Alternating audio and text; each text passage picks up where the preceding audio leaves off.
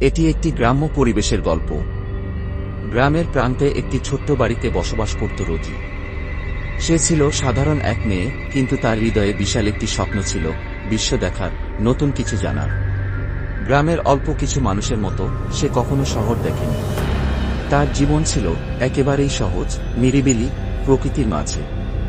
একদিন যখন সূর্য একটুখানি আধো আলোতে গ্রামে উঠছিল, রোজি পুকুরের দিকে হাঁটতে হাঁটতে নীরবভাবে তার প্রতিফলন দেখতে লাগল। পানি যেন এক অনন্য আয়না, তার চেহারা এবং আত্মাকে প্রদর্শন করছিল। চোখে এক অদ্ভুত শান্তি, মনে অজানা কিছু আশা। সে জানত একদিন তার স্বপ্নের জন্য তাকে এই গ্রাম ছাড়তে হবে, কিন্তু আজকের দিনটা যেন তার কাছে বিশেষ ছিল। গ্রামের পেছনে অবস্থিত ক্ষেতগুলোতে সোনালি ধান বেড়ে উঠছিল, আর দূরে পাহাড়ের পাদদেশে গাছেরা যেন একে অপরকে আগলে রেখেছে। রোজি মাঝে মাঝে ভাবত, এই শান্ত জীবনে সত্যি কি আর কিছু চাইবার আছে? তবে তার হৃদয়ে ছিল এক খোঁজ, বিশ্বের বিস্তার, মানুষদের গল্প, আর তার নিজের কল্পনাকে বাস্তবে রূপ দেওয়ার।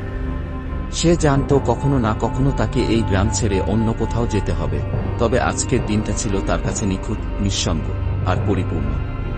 পুকুরের শান্ত জল, সবুজ ক্ষেত, গাছপালা, এগুলো ছিল তার সান্ত্বনা। কিন্তু দিন শেষে তার মনের গহীনে এক অদ্ভুত তীব্রতা অনুভব করছিল, যেমন কিছু একটা তাকে ডেকে নিয়ে যাবে একদিন।